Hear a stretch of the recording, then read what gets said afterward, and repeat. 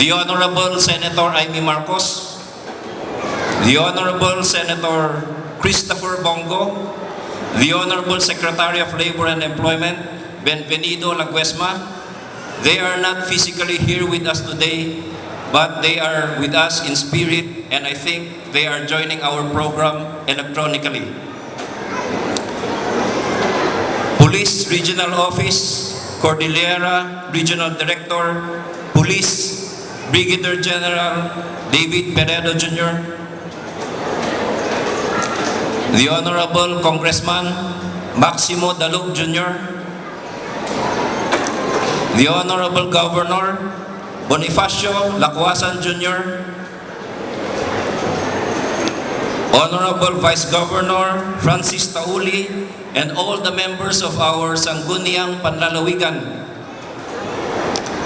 the Provincial Administrator and longtime Mayor of Bontoc, Mr. Franklin Odsi, whom I am proud and honored to call my katugangan. Amin nga mayors, municipal officials, and barangay officials, officers and staff of the national line agencies, members of the various civil society organizations, kakailian ay montanyosa, friends, ladies and gentlemen, kawig-kawis ay akiw takuamin. I am honored and humbled to have been invited here today to be the guest of honor and speaker for this 56th Mountain Province Foundation Day and 16th Langay Festival. I thank our governor and our provincial officials for this privilege. I do not know how I was chosen to be your guest of honor. Haan ko nga mo, no ni provincial administrator, kat pinilit na ni Apo Governor, tapno siya, ngayon na po na, ti maimbitar nga speaker. But I guess, one reason is because of my present position as Deputy Presidential Legal Counsel. The other reason, which I think is the more important one, is because I am an Ifontok. Your own kailian ay taga-Montanyosa. Before I talk about culture, which is the theme of our festival, please allow me to talk briefly about my work. Aya ka ngamin na nindamag, kasano ay apidwaday si Atty. At Malakanyang sa itngak ng trabaho na si D. I never planned or expected to work in Malacanang.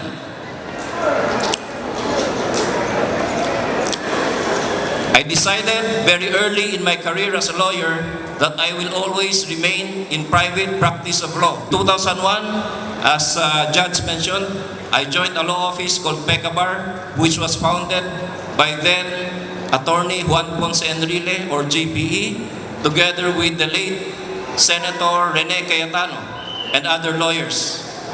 That is where I practiced my profession for more than 20 years, starting as a junior associate until I became the firm's managing partner. So, JPE and I were law office partners, and I also handled some of the civil and criminal cases that he filed or were filed against him. I never worked for JPE in government before. That was until last year, a few days before the inauguration of our president, when I received a phone call from him. I answered his call, and this is what I heard. Joseph, I was appointed by the president as his chief presidential legal counsel, and I want you to be my deputy. Of course, I was surprised because I never applied for any government position. Many would immediately grab such an opportunity just for them to find out what is JPE's secret to long life. In my case, having a very brilliant mind and extensive knowledge as a public official, working for JPE was a rare privilege. And so, I accepted his offer and thanked him for the confidence for his confidence in me. A few weeks after that, I received my official appointment signed by President Ferdinand Romualdez Marcos Jr.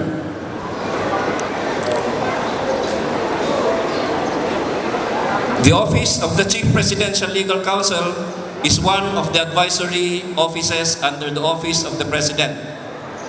Its main function is to provide legal advice to the President on any matter that he refers to our office.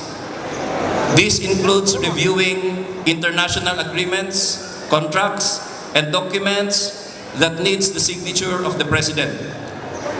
We also review bills passed by Congress and make our recommendation on whether the President should approve or veto the proposed legislation. We review and draft presidential issuances like executive orders. We give our opinion on any matter that the President wants us to study.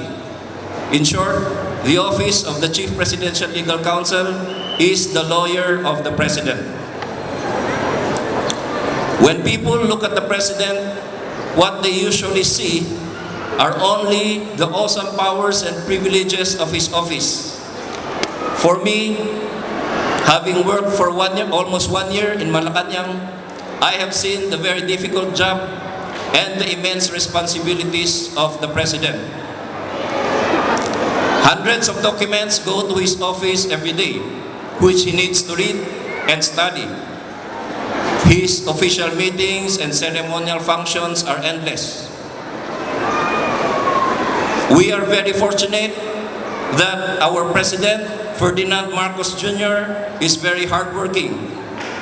He takes his responsibilities very seriously. He has the sharpness of mind that is needed for a leader to understand the problems of our country and to find solutions. He has a big heart for the people and the determination to improve their living conditions. In less than a year that he has served in office, he has already accomplished so many things. And this will be presented in his first State of the Nation or SONA, State of the Nation Address or SONA in July. So I hope that gives you an idea of the nature of my work. Going now to the theme of our festival, I shall be discussing 3 things. First, culture as identity. Second, culture of resilience. And third, culture as a guidepost for our future. Coming together every year to mark the founding anniversary of our province and to celebrate the Langay Festival is our way of honoring our rich cultural heritage and extolling the virtues of our communities. Culture is our way of life. It is shaped by our environment, our knowledge, beliefs, and experiences. Culture constantly evolves. As our environment changes, as we acquire new knowledge, as we gain new experiences, and as we interact with people of other cultures. As our communities progress, we may discover that some of our beliefs no longer hold true. We may realize that some of our practices no longer serve any useful purpose or has even become burdensome. All societies, in order to survive, have to adjust to their changing environment and deal with new realities. Some parts of our culture, therefore, will gradually fade away. But there are many aspects of our culture that have endured over time because they are inherently good and beneficial to the individual and to the community in general. So when we talk of preserving our culture, we do not mean holding on tightly to all the beliefs and practices of our ancestors. That is simply not possible. What we want to protect and continue to practice are those aspects of our culture that have proven to be useful and beneficial to us. These are the values, beliefs, and practices that have survived and have become part of our identity as Igorots from Mountain Province. One of the most important characteristics of the Igorot is that he is a peace-loving person. Many of our friends from the lowlands may immediately dispute this and point out that the Igorots are known to be headhunters. That's the usual comment we get when we go outside the Cordilleras. What they don't know is that, ironically, this practice of headhunting was actually a means of promoting peace. Before the Spaniards and Americans came to the Cordilleras, the Igorots lived in different communities that are separated by mountains and rivers. There was no king or dato or any individual leader. There was no government or any form of central authority that maintained peace and order and administered justice. So what happens when a member of a tribe is killed or offended by members of another tribe? Who is to impose punishment? There was none. This practice of headhunting was the means of dispensing justice and deterring crimes. It was necessary at the time for a community to instill fear or at least gain respect from the other tribe. Compared with other provinces, Mountain Province has one of the lowest crime rates. Another proof is the total absence of any politically motivated killing in Mountain Province. Many towns and provinces are usually declared as election hotspots during election period because of the frequent election-related violence and killings in these areas. This never happened in our province. Recently, the headlines in the news involved multiple murders against politicians and other innocent people in the areas of Mindanao, Cagayan, and Negros. To the credit of our politicians, past and present, these terrible crimes do not happen in our beloved Mountain Province. All of this show that we have preserved very well our trait and characteristics as a peace-loving people. Another important thing about our culture is the value of hard work that is inculcated in us in Montañosa by our families and our society. I narrated earlier how I got appointed to my present position. But that was actually just part and the result of a long process of working and learning that started here in Bontoc, where I grew up. It was here where I finished my elementary and high school education in St. Vincent's School. But as is customary in our society, learning was not confined to the four walls of the classroom. Growing up in Bontoc exposed me to the difficulties of life at an early age. I immediately learned the value of hard work and discipline, which prepared me well for the challenges and difficulties that I would later face in life. Traditionally, work for us Igorots involved agriculture, working in the rice fields, growing vegetables, hunting animals in the mountains, and gathering fish in the rivers. In my case, it was different. My brothers and I did not go to the fields to plant rice or vegetables. The reason is simply because we had no agricultural land or any real property. But we were exposed to a different kind of work, and I would say even more difficult kind of work. Since both my parents were just elementary graduates and they had no farm, they started a small business that eventually grew to become one of the biggest wholesalers and retailers of grocery items in the Bontoc public market in the 1970s. Napigsa ng stormy day tayo siya ng kalakaan. Kanayon kay madne, Sagandoy ito ko'y lumako, tayo nalaklaka. I grew up in the public market where I was doing all kinds of work. While my friends played after school, I was in the market repacking cabans of rice, salt, and flour into smaller packs of 1 kilo or half kilo per pack. Numalpasan ay ni kilo, kaya nisupot si asukar at mantika, I would be the cashier, doing all the multiplication, division, addition, and subtraction all day. Awan pa'y ti calculator mi idi. Maybe that's how I became very good in mathematics. When I was big enough, I was also a cargador.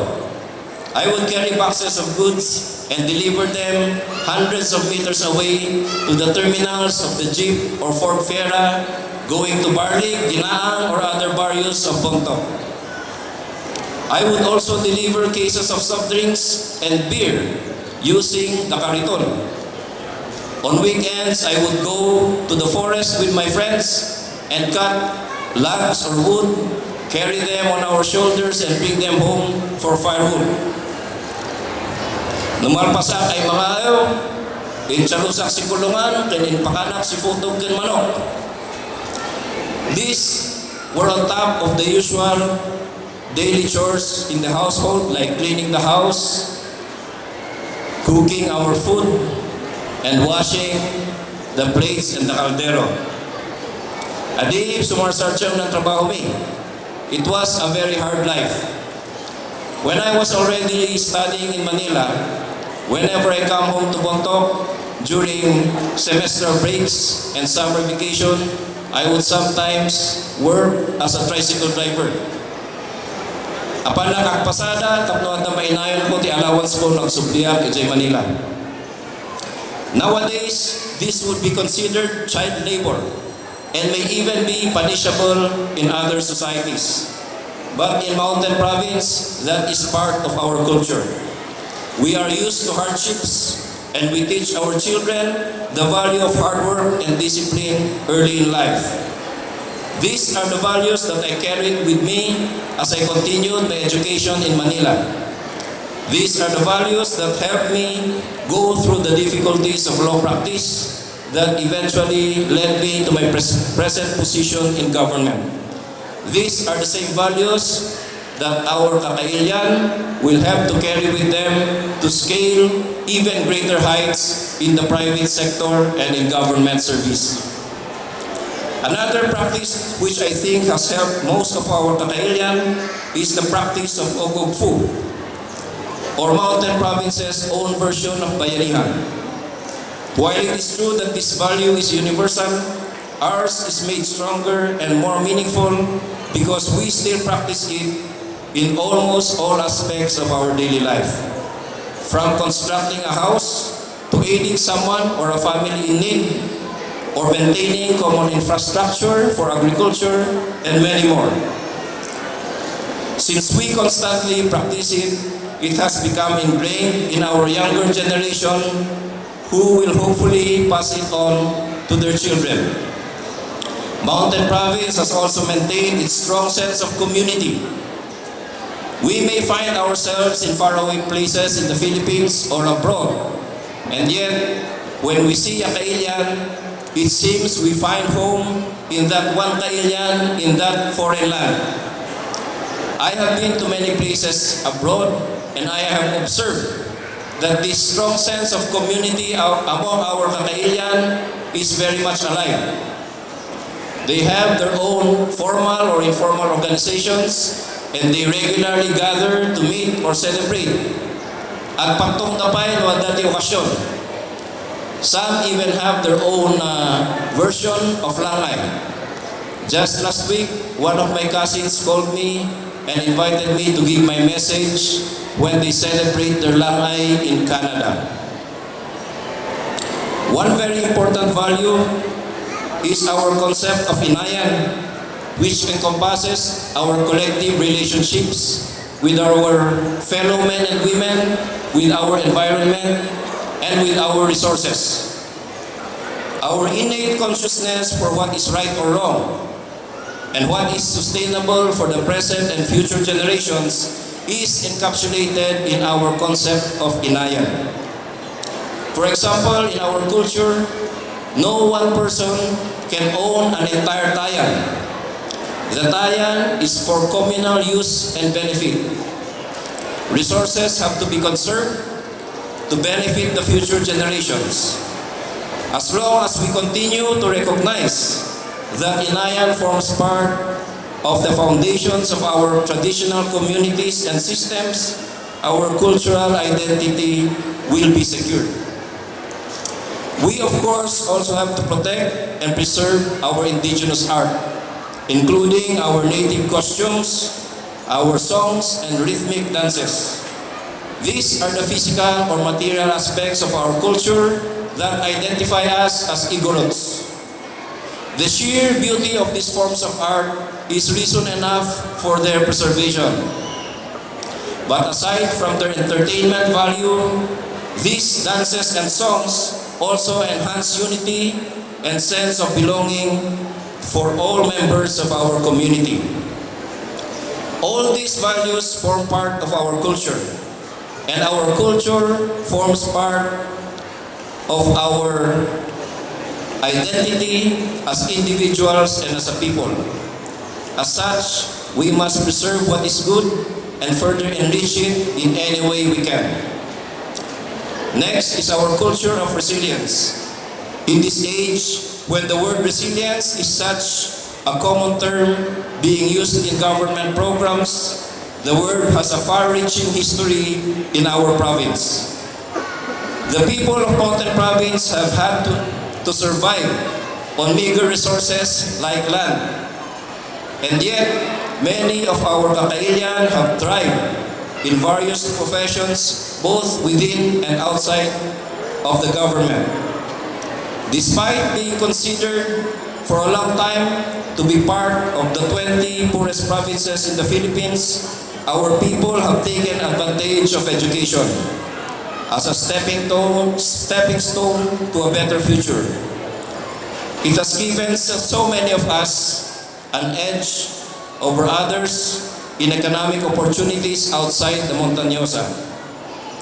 When we look at other provinces in the Philippines, whose populations are mostly indigenous peoples, we are far better off than them. Some provinces in Mindanao, which are blessed with more natural resources, are still among the poorest provinces in the country, while Mountain Province continues to develop. I think the difference lies in education. We here in Mountain Province put a premium on our education. We went to school and became our own teachers, engineers, doctors, lawyers, businessmen, farmers, etc. In other provinces, the IPs have been driven to become marginalized sectors, while we remain a predominantly strong IP community. We have harnessed our collective strength and values, became resilient, and thrived. In the pandemic years of 2020 and 2021, we all have heard stories of various hardships people all over the country and the world have had to endure. But in Mountain Province, people still fared much better than most, precisely because resilience has always been part of our culture. We grow food for our families, we store necessities for the lean times, we share resources with our neighbors, and we look after those who need our help. Since we have a strong history of hardships, we anticipate the future and know that only by helping each other will we survive as a community. Finally, culture as a guidepost for our future. With all the problems besetting our present society today, we look to our culture for guideposts that can help us craft the future we want to aspire for. Whether it be our political future as a province in an autonomous Cordillera region, or a far brighter economic future with industries that have not been tapped in the past decades. How do we strengthen our educational systems so that our province continues to produce many successful professionals? How do we harness our agriculture so that we can be at least self-sufficient in basic commodities like rice and other foodstuff? How do we reimagine our vegetable industry so that we can rival that of Bengal and still protect our forests from denudation and our water bodies from pollution? How do we strengthen our local economies to allow more gainful employment for our Kakailan? These are but few of the questions that beg to be asked if we, the people of Mountain Province, envision a more progressive and more sustainable future for our children. As we begin to fathom and find answers to these questions, it would do well for all of us to look back into our history and culture and find guideposts to the future that we want and to the legacy that we want to leave our children. Each year, when we come together and feast or makilangay, let us remember that we are not only celebrating our past and the present, but more importantly, we are charting our future. I wish all our Kakailan a happy Mountain Province Day and a happy Langay Festival. Thank you. Matako-tako, ako amin.